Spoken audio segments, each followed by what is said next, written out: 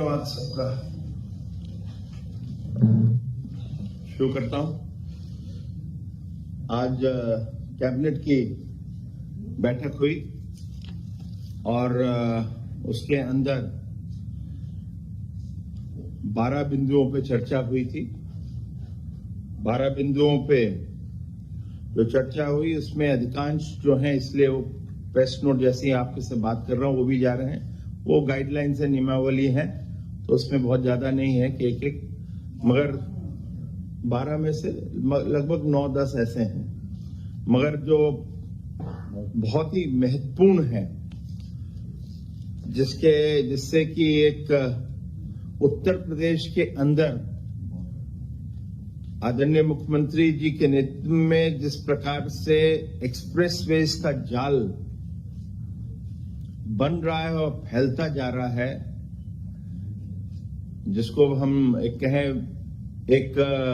Web of expressways network जो बन रहा है उत्तर प्रदेश का, उससे आने वाले समय में उत्तर प्रदेश की जो $1 ट्रिलियन इकोनॉमी की तरफ हम लोग बढ़ रहे हैं, उसमें बहुत बड़ा योगदान होगा।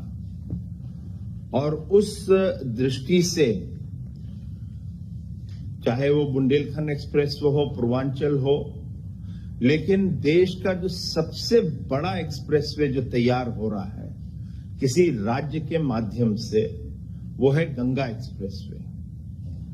गंगा एक्सप्रेसवे का आपको याद है कि इसका अनुमोदन 26 नवंबर 2020 में हुआ था और इसके ऊपर जो लगभग है, इस परियोजना के ऊपर कहीं हम सिविल और दूसरा आपका कंस्ट्रक्शन कॉस्ट देखेंगे, इन सब चीजों को मिलाकर ये जो है वो 36,230 करोड़ की है। ये कोई साधारण फिगर नहीं है। 36,230 करोड़ कहीं आपके ऐसे ही अर्थव्यवस्था में पैसा आता है राज्य में, उससे ही आपका एक आर्थिक गतिविधि कहीं और उस पर छलांग मिलता है, वो 3 गुना 4 गुना हो जाता है। इसके अंदर जो सिविल निर्माण है उस पे 19,754 करोड़ का है। इस पे जीएसटी भी है 2,371 करोड़ की, जो सिविल वर्क है, तो 22,125 हो जाता है।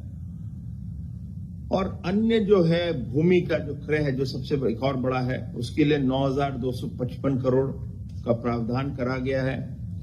कहीं मैं भूमि क्रय की बात करता हूं क्योंकि हमारे कुछ पूर्व में जो मित्र रहे हैं यहां पर उत्तर प्रदेश में, वो कहते रहते हैं कि हमारी योजना थी, और उन्होंने ऐसे ही एक पूर्वांचल एक्सप्रेसवे भी उन्होंने इसी तरह से अनाउंसमेंट करा था और उसका बिडिंग डॉक्यूमेंट भी निकाल लिया था।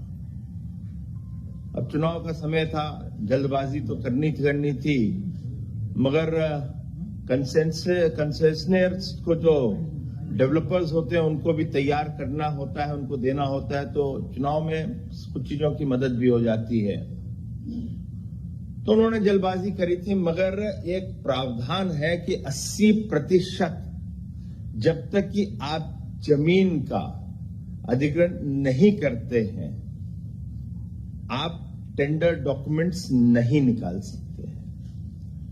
आज जब हम गंगा एक्सप्रेसवे के tender documents RFQ and RFP दोनों निकाल रहे हैं, वो जब निकाल रहे हैं कि 92.02% जो भूमि है वो उपलब्ध है, उसका अधिग्रहित किया जा चुका है,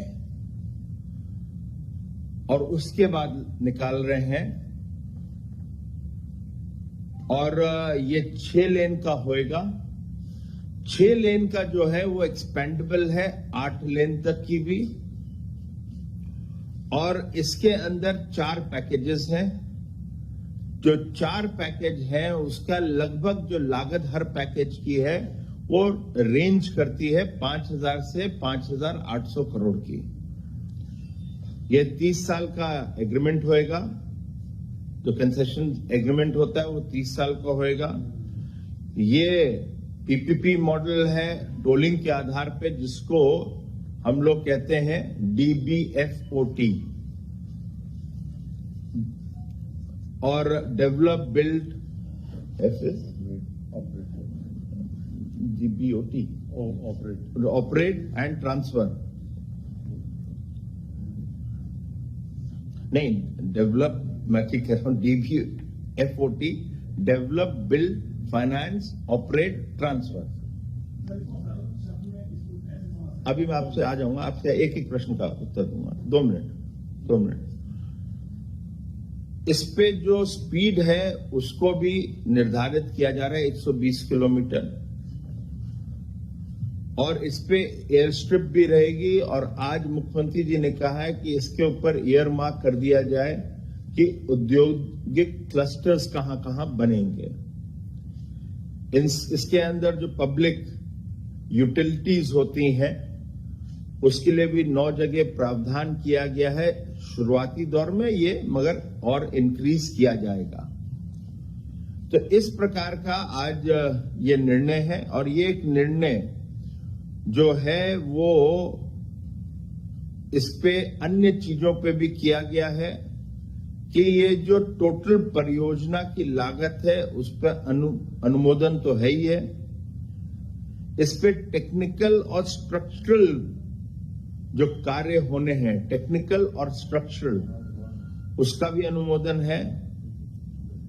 आरएफक्यू और आरएफपी बिड, जिसके अंदर अनेक शेड्यूल्स होते हैं, जो शेड्यूल होते हैं टेंडर के, उसमें ड्राफ्ट कंसेशन एग्रीमेंट होता है, उसके अंदर ड्राइंग्स जो तैयार करनी होती है वो सब है। ये मैं इसलिए पढ़ रहा हूं क्योंकि जब डिले के कारण होते हैं तो आपकी ये तैयारियां नहीं होती हैं, आप हड़बड़ी में कर देते हैं।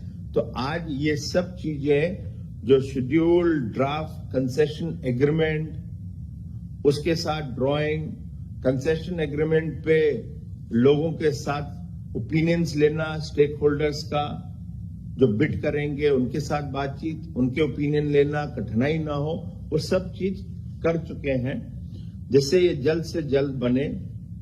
और ये 60 दिन के अंदर ये संपूर्ण प्रक्रिया जो है बिडिंग की वो कंप्लीट की जाएगी। तो ये एक महत्वपूर्ण है, जिसको आज मैं इसको कहूं कि ये एक पूरा का पूरा एक साथ हर विषयों को आज अप्रूव किया गया। होलिस्टिक अप्रूवल आज कैबिनेट ने दिया, जिससे कि बार बार कुछ और आता है तो जा सकते हैं, मगर बार बार ना जाना पड़े, एक प्रोग्रेस जल्द से जल्द उस पर शुरू हो जाए। दूसरा जो विषय है वो है ललितपुर के। आप लोगों को याद होगा कि पिछले साल हम लोग ने बताया था कि हम लोग एक बल्क ड्रग पार्क की स्थापना कर रहे हैं, जो हो रहा है वहां पर, और बुंदेलखंड में डिफेंस कॉरिडोर भी बन रहा है, जो तेजी से बन रहा है। अब इन दोनों को देखते हुए, क्योंकि झांसी में भी एयरपोर्ट है, वो एयरपोर्ट सिविलियन एयरपोर्ट नहीं है, वो एयरफोर्स का है, तो एक बड़ा एयरपोर्ट जब आपका बल्क ड्रग पार्क बनता है और डिफेंस कॉरिडोर बनता है तो उसका यूसेज एयरपोर्ट का बढ़ जाता है। तो उसको देखते हुए एक बड़ा एयरपोर्ट तैयार किया जा रहा है। उसके पहले चरण में हम एटीआर जो छोटा, उसको लैंड करवाना शुरू करवाएंगे जल्द से। एटीआर होता है 72 और Q400 जो छोटे एयरक्राफ्ट होते हैं, उसके लिए किया जा रहा है। और इसके लिए जो आज अनुमोदन के लिए 3 चीजों पे आया था। एक तो वहां पे जो गांव है, 2 गांव हैं, उनकी जो कुल जमीन है 91.773 हेक्टेयर्स, वो जमीन क्रय करने के लिए जिसकी लागत है 7786 करोड़, 91.773 773 हेक्टर और उसकी लागत है, क्या मैं टोटल लागत बोलूं क्योंकि उसके अंदर कुछ चीजें हैं जिसको खरीदनी भी पड़ेगी, लोगों की कुछ जगह बनी हुई है, तो टोटल बन के बनता है 86.65 करोड़। ये क्रय करने के लिए है, ये लागत है 86.65 करोड़। दूसरे इसकी जो स्टैंप ड्यूटी लगेगी वो भी जो रजिस्ट्री की शुल्क है वो धनराशि लगेगी 76.75 लाख, ये लाख में है, उसका भी अनुमोदन है। और तीसरा जो था वो रक्षा मंत्रालय, केंद्र की मतलब रक्षा मंत्रालय की जमीन है 12.79 हेक्टर, वो भूमि एक्सचेंज में हम ले रहे हैं और एक्सचेंज में जो ग्राम सभा की जमीन है भविष्य में हम उनको दे देंगे। तो रक्षा मंत्रालय ने कहा हमें आप उतनी जमीन आप कहीं भी जहां हम देखते हैं उसके हिसाब से हमें आप दे दीजिएगा। तो ये 3 चीज के लिए आया है अनुमोदन के लिए। तो एक ललितपुर के अंदर हवाई, मैं एयर स्ट्रिप ही नहीं कहूंगा, एक प्रॉपर एयरपोर्ट तैयार हो रहा है राज्य का, जो एक प्रकार से अभी पहले चरण में छोटे एयरक्राफ्ट के लिए, मैं आने वाले समय वो इंटरनेशनल लेवल का एयरपोर्ट होगा, क्योंकि वहां पर डिफेंस कॉरिडोर है और साथ ही साथ वहां पे बल्क ड्रग पार्क भी तैयार हो रहा है। तो ये दोनों को देखते हुए तो उस क्षेत्र का जो विकास है वो भी मद्देनजर रखते हुए ये एयरपोर्ट बहुत महत्वपूर्ण हो जाएगा, जिसका आज निर्णय लिया गया है। ये 2 विषय थे। ये तो नया है, ग्रीनफील्ड है। नहीं, ये एयर स्ट्रिप है, पहले की वर्ल्ड वॉर 2 की बनी हुई है, मगर वो एक प्रकार से इतनी इस्तेमाल नहीं आ पाती है, मगर उसको ही डेवलप आगे करेंगे। बहुत बहुत धन्यवाद जी। कैबिनेट में है, मैंने अभी देखा नहीं है भाई साहब, मैं देखूंगा तो आप इस पे जरूर टिप्पणी करूंगा। जितना हुआ मैंने आपके बीच में रख दिया।